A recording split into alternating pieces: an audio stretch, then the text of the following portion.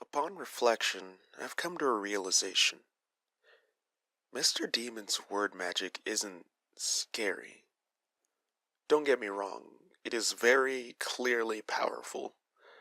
But if I had to determine the key factor that made his presence so unnerving, it would have to be his smile. Hello everyone. This week, there honestly isn't much to break down. I certainly had to do some research to refresh my memory on some minor details, and I would hope you appreciate me placing them in here.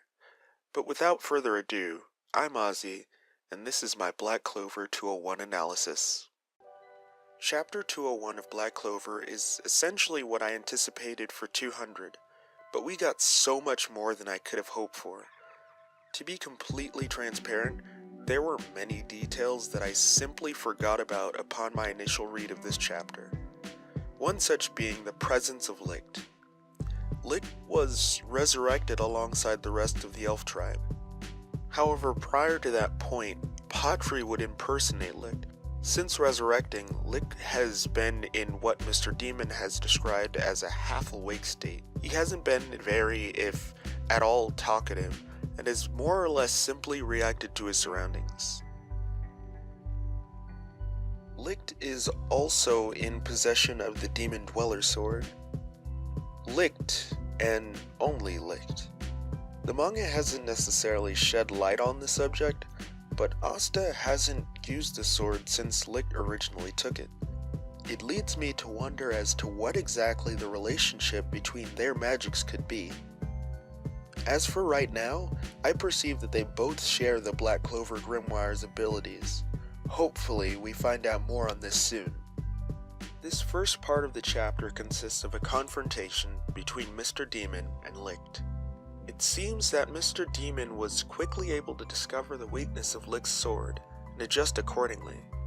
Afterwards, Sharla, of all people, appears to lend a hand, leading to a ridiculous three-way team-up of Licht, Sharla, and Yami against Mr. Demon. This leads to yet another piece of information I'd prior not given much thought. Earlier, upon entering the Shadow Castle, Asta and Mimosa came across an unconscious elf, Bavel, noting that there were traces of a presence neither human nor elf, whom we now know to be Mr. Demon through Lon, which as a result led Charlotte to this encounter. Crazy. After an awesome combined effort, Yami manages to utilize his Dimension Slash to sever the arm and wing of Mr. Demon, far more than Yuno and Asta's fracture. Before we move on to the final page of the chapter, oh yeah, we're definitely going to talk about you.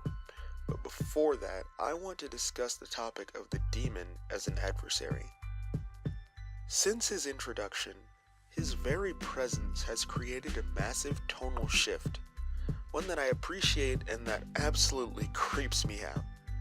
Earlier, I mentioned his smile being the key factor that leads to, at the very least, my personal fear of the character. But I wasn't necessarily referring to his physical smile, even though it is absolutely inappropriate. I'm more so referring to his disposition. He just smiles. He maims someone, and he smiles. He gets outnumbered, and he smiles. He gets injured, and he just smiles. It's as if he sees the world as a big dollhouse, and regardless of the numbers or difficulties, the successes or failures, these beings are just on a far lower plane of existence. It's creepy, it's illogical, and it's wonderful. I absolutely cannot wait to learn more about him. About them. As we come down to the final page of this chapter, we have another massive reveal on our hands. Nero can not only talk, but also has some sort of relation to the infamous demon skeleton. During my research for this video, I came across something that I never gave much attention. Way back, at the beginning of the series, Nero looks nothing like the anti-magic birds. He's always had an appearance that stands out, but I never would have thought him to be an imposter, just a pretty smart bird. Until now, that is. Nero has always had an interest regarding the magic gems. However, with the consideration of how they were utilized to bring back Mr. Demon, it could be theorized that Nero is a demon encompassing a bird body in the same way that the demon used Lon. Regardless of whether or not Nero is a demon, we are left with the question of why he would want to go there. My theory for that is this. The Great Demon Skeleton is the location that Mr. Demon wishes to go to.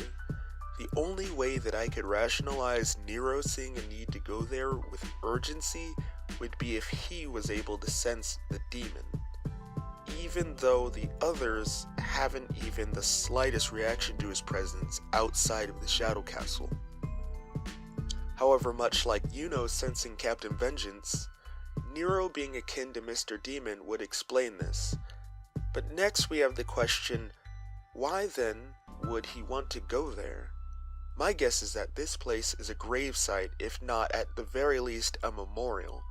Much like the magic gems, I believe that some kind of source or relic is there that will help them towards their greater goal, and Nero either acknowledges the danger or desires the resource for himself. The panel of the week goes to the Spear of Lightning. This is such an awesome and dynamic shot. I love how the diagonal nature of the drawing allows for the speed lines to incorporate themselves into the lightning and truly make it feel like it is moving at light speeds. The use of negative space allows you to automatically imply that it is both a spear and an arc of lightning, but even so, the added offshoots of electric sparks further emphasize the imagery. Lastly, I really love the way Tabata adjusted the sound effects at an angle to feel like thicker parts of the speed lines, as if the sound were just as fast as the lightning. This has been my analysis of Chapter 201 of Black Clover. I apologize if there was a lot of information that felt obvious for some of you. I unfortunately didn't make note of some of these events as they occurred, and was caught off guard by the minor details in this chapter. I hope that they were able to give some of you clarity to the current situation, as they've definitely helped me. Thank you so much for watching. I truly mean that. Until next time, Seal Seal.